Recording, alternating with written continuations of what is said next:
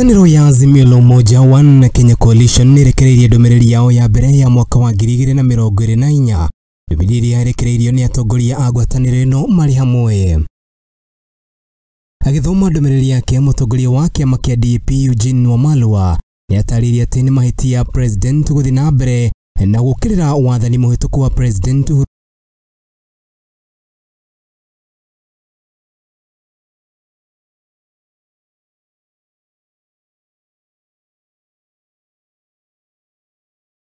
as a government-induced pain is understood to be a direct result of Ruto's policies and not only global environment or previous regime. So this is purely Ruto's failed policies, and it should not be blamed on any global environment or Uhuru Kenyatta's regime almost 2 years later. Niataririe ati matinogete ni kuruga thirikari. Wamalwa akiranira gutiri hingo megukira maundu magithi na mbere na kuhitana.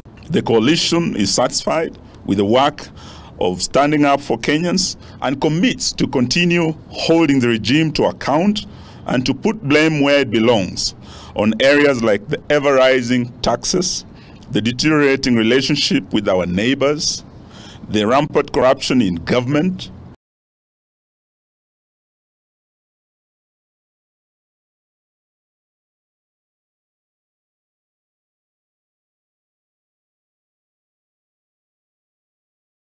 na kugate thirikari niyo iguthi na mbere na kuorotwo ningi gukuithio murigo wa andu aria makwire hindi ya mirurungano guko agithi na mbere na kugate kunoga kwaria uria kuri. Azimio deeply regrets the loss of lives during the peaceful protests, continues to hold the government responsible for these needless deaths and promises that the deaths shall never be in vain. Kenyans are standing up in very remote parts of the country to tell off the government on its lies and its insensitivity to the people.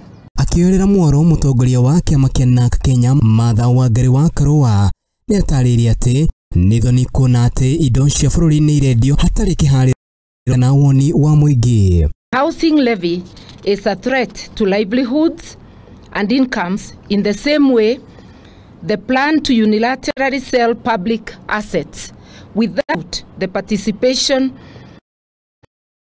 who are the people of Kenya. Martha wa Karua oho ni athite na mbere na kugate ruhonge rwa magoti ni rwihandite wega guko akiuria thirikari itigane na matua maria magoti maratua. As it stands for the rule of law and supports the need for an independent and professional judiciary.